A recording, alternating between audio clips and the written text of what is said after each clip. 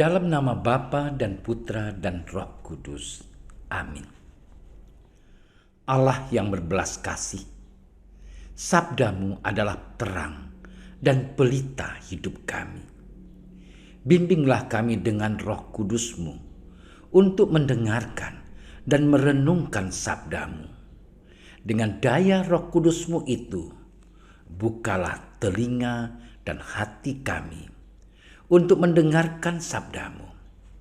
Terangilah budi dan hati kami untuk memahami sabdamu.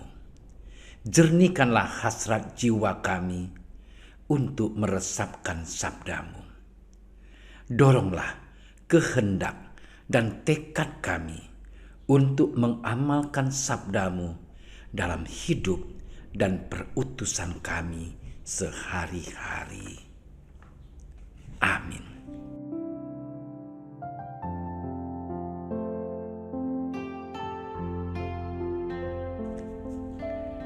Pada suatu hari, Yesus naik ke dalam perahu, lalu menyeberang. Kemudian sampailah ia ke kotanya sendiri. Maka dibawa oranglah kepadanya seorang lumpuh yang terbaring di tempat tidurnya. Ketika Yesus melihat iman mereka, berkatalah ia kepada orang lumpuh itu, "Percayalah, hai anakku, dosamu sudah diampuni." Maka berkatalah beberapa orang ahli Taurat dalam hatinya, "Ia menghujat Allah." Tetapi Yesus mengetahui pikiran mereka, lalu berkata, "Mengapa kamu memikirkan hal-hal yang jahat di dalam hatimu? Manakah lebih mudah mengatakan, 'Dosamu sudah diampuni,' atau mengatakan, 'Bangunlah dan berjalanlah'? Tetapi supaya kamu tahu bahwa di dunia ini Anak Manusia berkuasa mengampuni dosa." Lalu berkatalah ia kepada orang lumpuh itu, "Bangunlah, angkatlah tempat tidurmu, dan pulanglah ke rumahmu." Dan orang itu pun bangun, lalu pulang. Maka orang banyak yang melihat hal itu takut, lalu memuliakan Allah yang telah memberikan kuasa sedemikian itu kepada manusia. Demikianlah Injil Tuhan.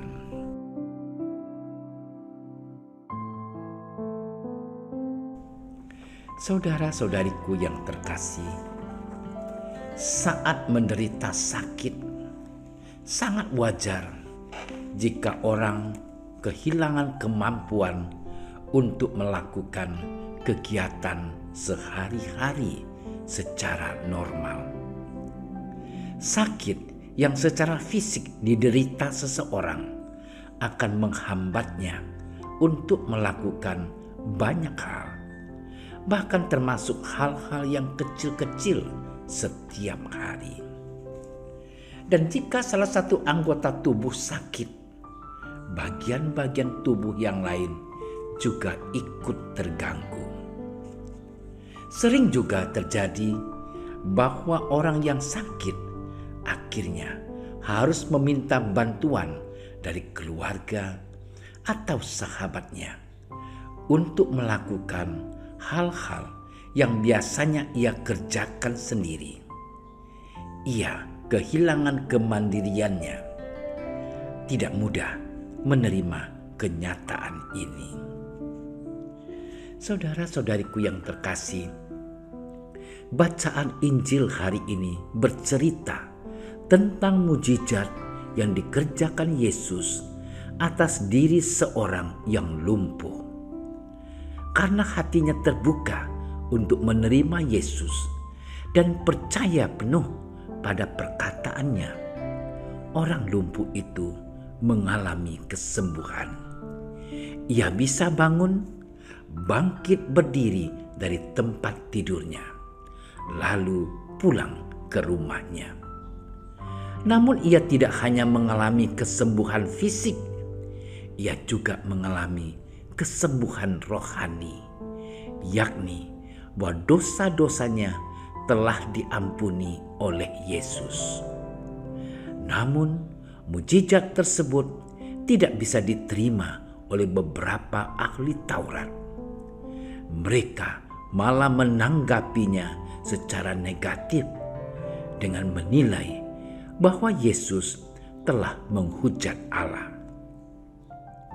Saudara-saudariku yang terkasih, karena pandemi COVID-19 ini, keadaan kita kurang lebih sama dengan orang lumpuh itu. Orang itu lumpuh secara fisik, sementara kita mengalami kelumpuhan di berbagai bidang kehidupan. Perkantoran, rumah ibadat, pusat perbelanjaan, dan tempat rekreasi terpaksa harus ditutup. Maka banyak perusahaan yang bangkrut. Ujungnya adalah pemutusan hubungan kerja yang membuat banyak orang kehilangan nafkah. Orang tak tahu lagi apakah besok masih bisa makan atau tidak. Hampir semua orang di dunia ini terdampak oleh pandemi COVID-19. Apalagi jika kita sendiri terkena penyakit itu. Saudara-saudariku yang terkasih, dalam keadaan sulit seperti sekarang ini, mari kita bertanya pada diri kita masing-masing, bagaimana dengan iman kita? Masihkah kita mampu mengalami kehadiran Tuhan? Apakah kita meyakini bahwa Ia mampu menyembuhkan kelumpuhan yang kita alami saat ini? Injil hari ini memberi kita pengharapan luar biasa.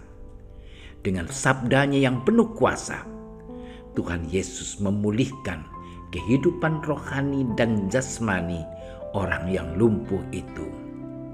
Dan dengan sabdanya itu juga Tuhan Yesus akan memulihkan kehidupan kita. Bukan hanya dalam bidang rohani dan jasmani, namun juga dalam seluruh bidang kehidupan.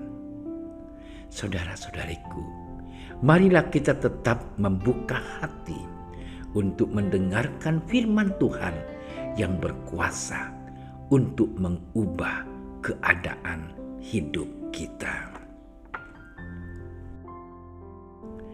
Ya Tuhan, kami percaya bahwa kelumpuhan dan ketakutan kami akan Kau ubah menjadi kekuatan dan sukacita. Badai akan tenang karena Engkau sendiri akan memulihkan keadaan kami. Karena Engkaulah Tuhan dan penyelamat kami kini dan sepanjang masa. Amin. Dalam nama Bapa dan Putra dan Roh Kudus. Amin. Doa Santo Yusuf. Salam penjaga Sang Penebus, suami perawan Maria yang terberkati. Kepadamu Allah mempercayakan putra tunggalnya. Kepadamu Maria menaruh kepercayaannya. Bersama denganmu Yesus menjadi manusia. O Yusuf yang terberkati, perlihatkanlah dirimu sebagai seorang bapa juga bagi kami, dan bimbinglah kami di sepanjang perjalanan hidup. Perolehkanlah bagi kami rahmat, belas kasih, dan keberanian, dan lindungilah kami dari segala yang jahat. Amin. Bapa kami yang ada di surga, dimuliakanlah namamu, datanglah kerajaanmu, jadilah kehendak-Mu di atas bumi seperti di dalam surga. Berilah kami rezeki pada hari ini, dan ampunilah kesalahan kami, seperti kami pun mengampuni yang bersalah kepada kami. dan janganlah masukkan kami ke dalam percobaan, tetapi bebaskanlah kami dari yang jahat. Amin. Salam Maria, penuh rahmat, Tuhan sertamu. Terpujilah engkau di antara wanita, dan terpujilah buah tubuhmu Yesus. Santa Maria, Bunda Allah, doakanlah kami yang berdosa ini, sekarang dan waktu kami mati. Amin.